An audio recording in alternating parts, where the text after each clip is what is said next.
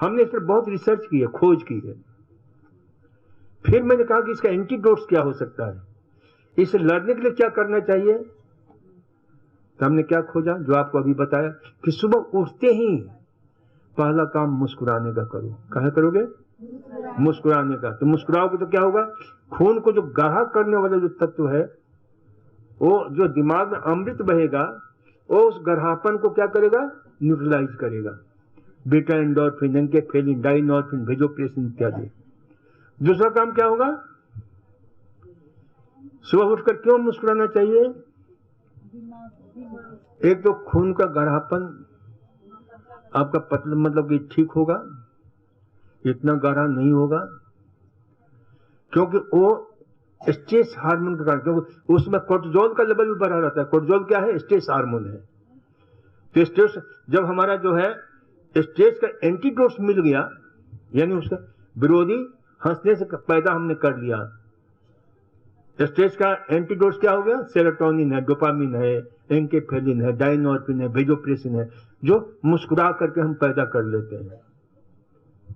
तो ये होता है। तो इसलिए जो है ना, ये सुबह मुस्कुराना, बड़ी रिसर्च के बाद हमने इस सत्य को सामने रखा। तो सुबह उठ करके मुस्कुराते हो तो कोर्टिजोल का लेवल जो है कंट्रोल होता है, और खून को जाम होने की प्रक्रिया भी। इसलिए हमारे पुरखों ने सुबह के समय साधना, आराधना, प्रार्थना, योग, ये सारी चीजें बताई है। तो सुबह क्या बचना, हृदय रोग से बचने के लिए क्या क्या काम करना चाहिए, पानी पीना। दूसरा, हाँ, तो पहला सूत्र याद रखो, मुस्कुराना, ठीक है, और शुक्राना। शुक्राना किसको, परमात्मा को शुक्रिया अदा करना। हे प्रभु, लाख लाख शुक्रिया, तूने आज मुझे सुंदर जीवन दिया है, इसके लिए बहुत बहुत धन्यवाद मेरे प्यारे प्रभु। तो शुक्रिया अदा करो, उसके प्रति धन्यवाद का भाव रखो, ग्रेटिट्यूड का भाव, ठीक है। और हर चीज के प्रति आप धन्यवाद के भाव से भरे रहो। अब इतने सुंदर सजा कर रखा गया है, इसके लिए धन्यवाद। कितना अच्छा जो है, मनोरम जो है, यहाँ के सुंदर फूल खिले हैं, उसके लिए धन्यवाद। तो जितनी धन्यवाद के भाव से भरोगे ना, उतना दिल आपका खूब खुश रहेगा, आनंदित रहेगा, प्रसन्न रहेगा, मुस्कुराते रहोगे। तो हमेशा ग्रेटिट्यूड की भावना सबके प्रति, सबका मंगल, सबका मंगल, सबका मंगल हो ही रहे। तो ये जो है ना, शुक्रिया अदा करना।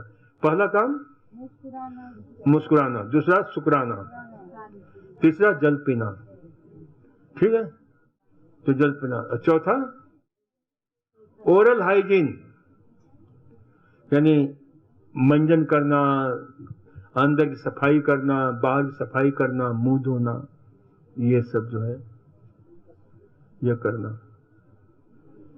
तो ये जल जो है ना, जल चिकित्सा का जो है, आंतरिक जल चिकित्सा का ये प्रयोग बताया कि आंतरिक, बाह्य जल चिकित्सा में क्या, हम आंतरिक जल चिकित्सा में फिर यहाँ इनमा भी देते हैं।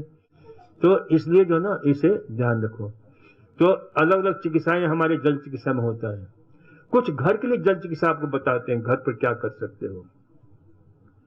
जैसे कहीं भी दर्द होता है, कहीं भी पीड़ा होती है ना, कहीं भी ऐसा होता है, तो क्या करना चाहिए कि भाई एक गर्म पानी का बर्तन लो, एक ठंडे पानी का बर्तन लो, ठीक है, और 2-3 तौलिया ले लो छोटे छोटे, और बर्तन ले लो, ठीक है। और बर्तन में क्या करेंगे, खूब गर्म पानी, उबलता हुआ पानी रखो, और उसमें ऐसे तौलिया लेकर ऐसे डाल दो, ठीक है, और डाल करके ऐसे निचोड़ दो। और निचोड़ने के बाद में फिर जहां दर्द हो रहा है, जैसे मान लो घुटने का दर्द हो रहा है, तो ऐसे ऐसे करेंगे ताकि यहाँ जले नहीं, जब सहने योग्य हो जाए तो वहां डाल देंगे। और ऊपर से सूखे तौली से ढक देंगे ताकि हीट का रेडिएशन नहीं हो।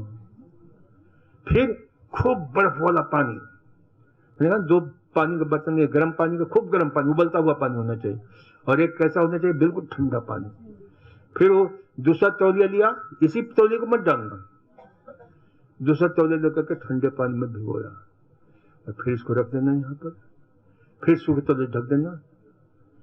और ये गरम ठंडा 3 मिनट गरम 2 मिनट ठंडा, 3 मिनट गरम 2 मिनट ठंडा, आपका जो है ये 3 बार करना। देखोगे कि दर्द कैसे गायब हो जाता है। दर्द के लिए हम दवा खाते हैं ना तो बहुत खतरनाक होता है, चाहे पैरासीटामोल खाओ चाहे जो भी खाओ, तो उससे लीवर खराब हो जाता है, लीवर डैमेज हो जाने लगता है। तो कम से कम प्रयोग करना चाहिए। इसी प्रकार से जो ना ठंडी पट्टियां बहुत उपयोगी होती हैं। ठंडी पट्टी जो है ना, तो तौलिया है, ठंडा पट्टी, खूब बर्फ हो ना तो बर्फ, या तो बर्फ के पानी से जो है ना, जहां भी कहीं इस प्रकार जलन हो रही है, तर्पण हो रहा है, चोट लग गई है, बहुत भयंकर मोच आ गया है, अचानक मोच आ गया, अचानक चोट लग गई, तो क्या करेंगे? हाँ, बर्फ पानी में। तो बर्फ कैसे करोगे तैयार? बर्फ को पानी, बर्फ को सेकाइए। 2 शब्द है इंटरनेशनल लेवल पर, अंतर्राष्ट्रीय स्तर पर जो ना 2 वैज्ञानिकों ने चीज बताई। एक को बोलते हैं राइस और एक को बोलते हैं माइस। अब राइस, आप लोग नेपाल को, राइस का मतलब चावल मत समझ लेना। राइस का अर्थ होता है आर से रेस्ट, जिस अंग को चोट लगी है उसको रेस्ट दो। आई से आइस यानी बर्फ, सी से कंप्रेस यानी उसको वहां पर रखो, कंप्रेस करो, और ई से एलिवेशन, उसको उठा कर रखो। जहां चोट, अचानक चोट लग गया, कोई एक्सीडेंट हो गया, तो क्या करेंगे कि बर्फ को टुकड़ा लेंगे और उसको ऐसे तोड़ देंगे, तोड़ करके चारों तरफ बिछा देंगे।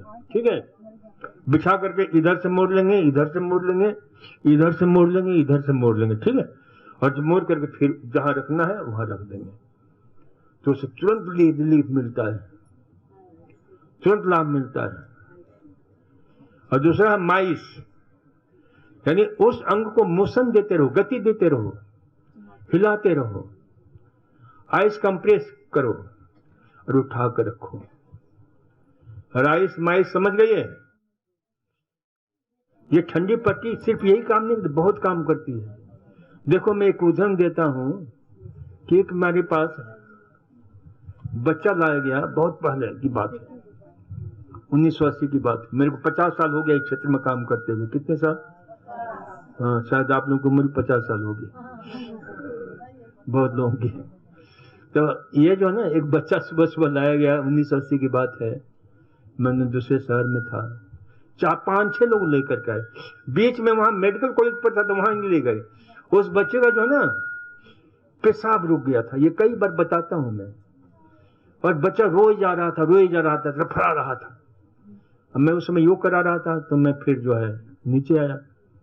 फिर मैंने क्या किया, मेरे पास उस समय बर्फ भी नहीं था, बर्फ बहुत अच्छा रहता है उस समय, लेकिन हमने जो है बर्फ की तरफ, मान लो जहां कहीं बर्फ नहीं मिलता तो क्या करेंगे,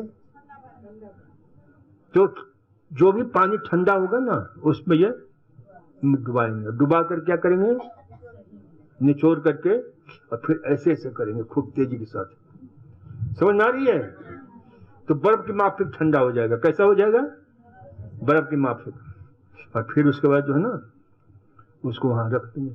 तो खूब मोटा मेरे पास तौलिया था, मैंने उसको भिगोया और ऐसे ऐसे करके, और बर्फ की माफिक हो गया, और पेशाब की जगह नीचे रख दिया। 5 मिनट भी नहीं हुआ, खुल करके पेशाब आया, बच्चा आराम से सो गया, जो 48 घंटे से पेशाब रुका हुआ था। तो ये जो है ना, देखो महिलाओं में प्राय यूटीआई हो जाता है, यूरिनरी ट्रैक्ट इन्फेक्शन हो जाता है महिलाओं में, पेशाब में जलन होती है, पेशाब रुक जाता है, क्योंकि महिलाओं की जो है ना, जो आपका यूरेथ्रा होता है ना, पेशाब जो नली होती है बहुत छोटी होती है पुरुषों की अपेक्षा। तो इस बहुत छोटी होती है, माने 3 गुना 4 गुना छोटी होती है, तो इन्फेक्शन होने की ज्यादा संभावना रहती है। तो इसलिए ऐसी स्थिति होती है, तो खूब पानी पिया करो शुरू से ही, महिलाओं को पर्याप्त पानी पीते रहना चाहिए। और दूसरा, मान लो कि यूटीआई हो गया हो, तो ये प्रयोग करोगे तो बहुत लाभ मिलेगा। पेशाब की जगह खूब ठंडा पानी रखो, बर्फ का पानी रखो, जलन शांत होती है। तो ये जो है ना प्रयोग कर सकते हो। ठंडी पट्टी, गर्म ठंडा सेक, स्टीम ले सकते हो घर पर। मान लो कहीं दर्द है, पीड़ा है, घुटने का, कमर का, कंधे का, तो घर पर स्टीम कैसे लोगे? तो प्रेशर कुकर होता है ना हर घर में, तो ऊपर के क्या करना कि उसमें दर्द वाले रोगी को उसमें अजवाइन थोड़ा डाल दो पानी के अंदर, कुकर में पानी डाल दो, अजवाइन डाल दो, और संभव हो ज्यादा दर्द है नीलगिरी का तेल डाल दो। क्या क्या करोगे? नीलगिरी जानते हो, यूकलिप्टस बोलते हैं उसका तेल। और फिर उसमें क्या करना, प्रेशर कुकर को उससे ढक दो और ऊपर की सीटी हटा दो, और सीटी हटाकर उसके बदले क्या लगाओगे? घर में देख लेना कोई पुराना गैस के चूल्हे का पाइप होगा ना, उसको लेकर के उसमें लगा देना। समझ आई मेरी बात? और फिर उसको आग पर चढ़ा देना सावधानी के साथ, और फिर उसमें से भाप निकलेगा, और फिर दूर से जहां भी आपको तकलीफ है, कमर का है, घुटने का है, छाती में कफ जमा है, इधर है, मुंह का है, चेहरा जुकाम है, ये सब है, कहीं भी है, आप इसको दे लो। 5 मिनट, 10 मिनट, 15 मिनट, जितना देर लेना है दे लो। तो इस प्रकार से बहुत सारी प्रक्रियाएं हैं जो घर पर कर सकते हो। इसको क्या बोलते हैं? हिंदुस्तान की सबसे प्रसिद्ध ये टेक्निक है जिसको बोलते हैं जुगाड़ टेक्निक। जुगाड़ टेक्निक का नाम सुना है? नेपाली हो इसलिए नहीं सुना है ना। हिंदुस्तान में जुगाड़ टेक्निक यानी जो साधन उपलब्ध है उसी से हमने काम कर लिया सारा। तो इसी प्रकार से जो है मिट्टी चिकित्सा, जल चिकित्सा, वायु चिकित्सा, वायु चिकित्सा के लिए रोज करते हो, वायु स्नान करते हो ना, प्राणायाम तो करते ही हो।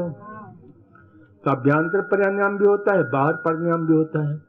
स्वामी जी को देखते हो ना, स्वामी जी किस प्रकार से बिल्कुल वस्त्र कम से कम पहने हुए ठंड के दिनों में भी जो है वो क्या है, वायु स्नान, वायु स्नान। उस वायु स्नान से आपका रोग की रेजिस्टेंस पावर बढ़ता है, रोग से लड़ने की ताकत बढ़ती है, अंदर भी बाहर भी।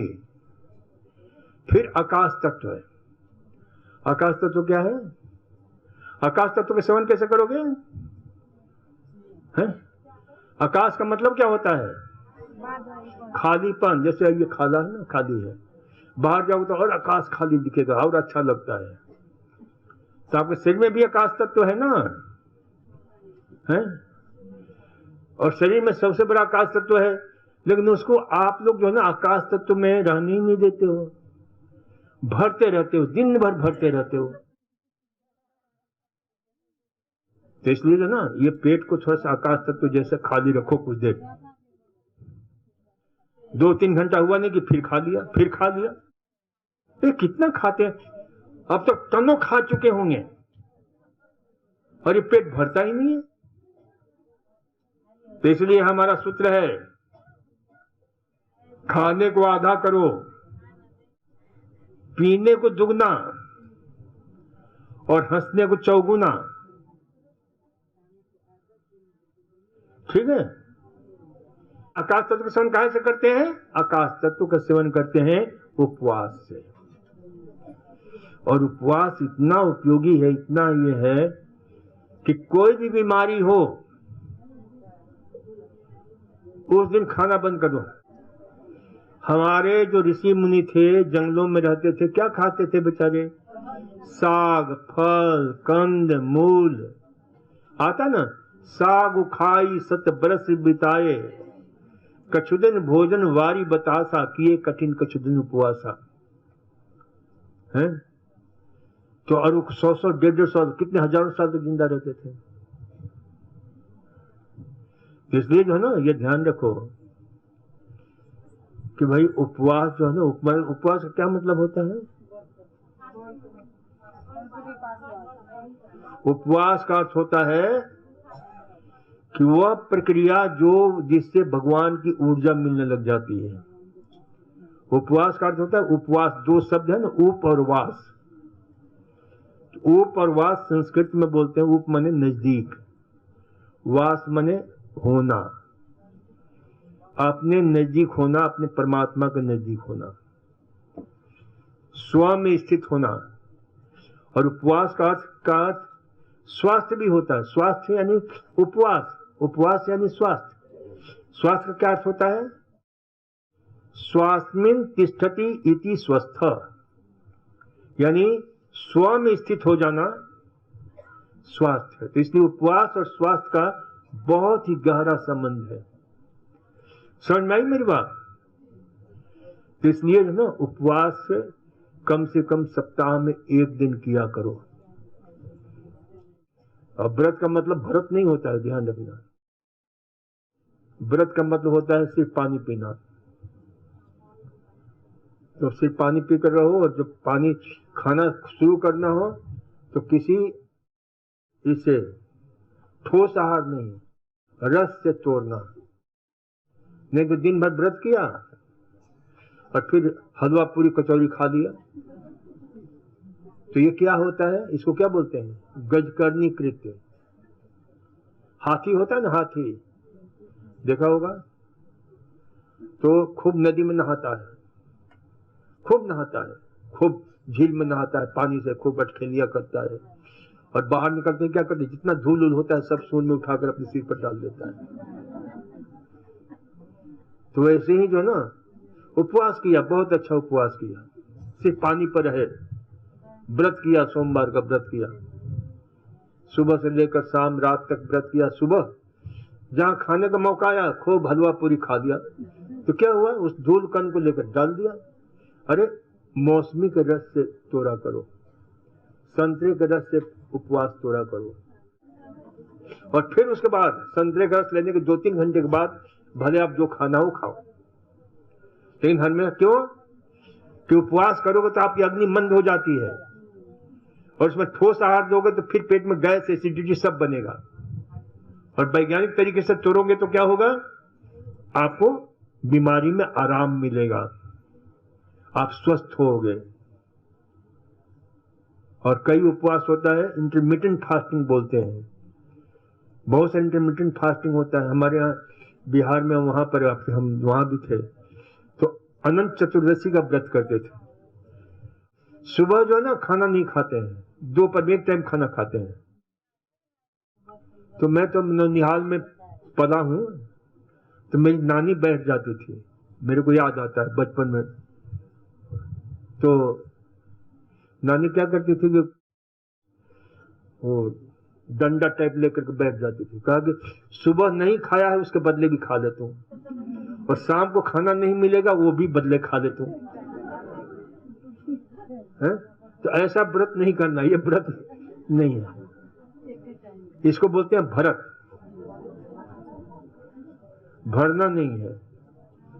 तो व्रत करो तो पानी पर करो या रस पर रह दो, ठीक है ना।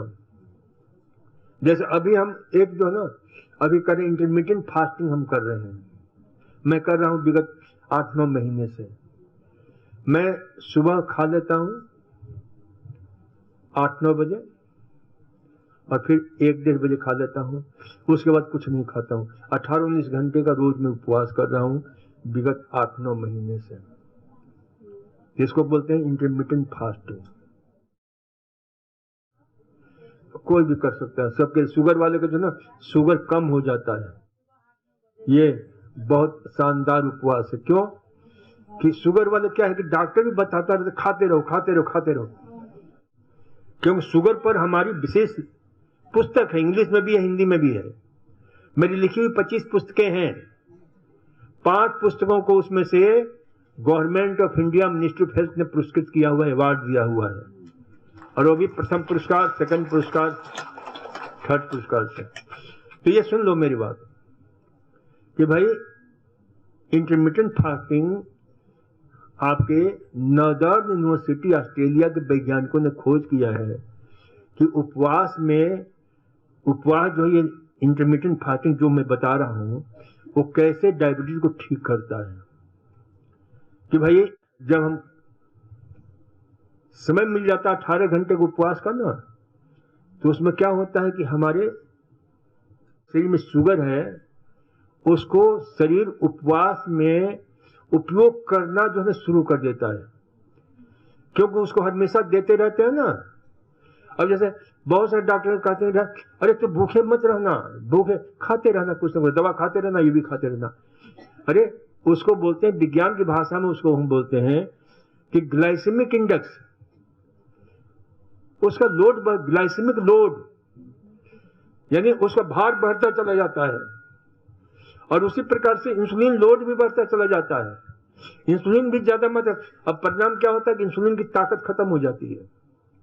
इंसुलिन निकल रहा है लेकिन इंसुलिन काम नहीं कर रहा है, वो नपुंसक हो जाता है। उसको विज्ञान की भाषा में बोलते हैं सेंसिटिवनेस, उसकी संवेदनशीलता खत्म हो गई है।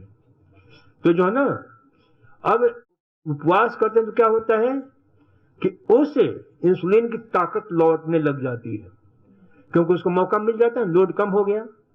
अब जिसको आपके ऊपर खूब भार, लोड समझ रहे हो ना, भार, और विज्ञान में भी लोड कहते हैं कि इंसुलिन लोड बढ़ गया, ग्लाइसेमिक लोड बढ़ गया है, तो भार कम हो गया तो क्या होगा, इंसुलिन की क्षमता लौटने लगती है। आप वो पुनः जो है काम करना शुरू कर देता है, और काम करना शुरू करता है तो शुगर भी ठीक रहने लग जाता है। इसलिए जो है ना, ये उपवास में भी, उपवास इसमें भी, और ये आपकी उम्र को बढ़ा देता है। जो लोग लंबा उम्र करना चाहते हैं तो उनको उपवास करना चाहिए। इस पर तो बड़े रिसर्च हुए, एक नहीं, थोड़ा विज्ञान की बातें हो जाए। मैंने तो उपवास बहुत सारी चीजें जो है लिखी है कि उपवास, लेटेस्ट रिसर्च कितने अद्भुत हो रहे हैं कि उम्र को बढ़ाने के लिए, कैंसर के रोगियों को ठीक करने के लिए है, आपके डायबिटीज को, अर्थराइटिस, हर रोग में ये फायदा करता है। कोई ऐसा रोग नहीं है जिसमें उपवास काम न करता हो। तो ये आकाश तत्व जो ना, क्यों कि आकाश तत्व, ether is the infinite source of infinite energy, अनंत ऊर्जा का अनंत स्रोत है। आप सीधे परमात्मा से जुड़ते हैं। उन्होंने बोला ना कि स्वास्थ्य का क्या अर्थ होता है, परमात्मा के पास। उपवास यानी आपने आत्मा के नजदीक स्थित हो जाना, स्वास्थ्य यानी स्व में स्थित हो जाना, स्वास्मिन तिष्ठति इति स्वस्थ। इसलिए जो ना ध्यान रखो। तो आकाश तत्व बता दिया आपको, जल तत्व बता दिया, पृथ्वी तत्व बता दिया, वायु तत्व बता दिया, अग्नि तत्व है।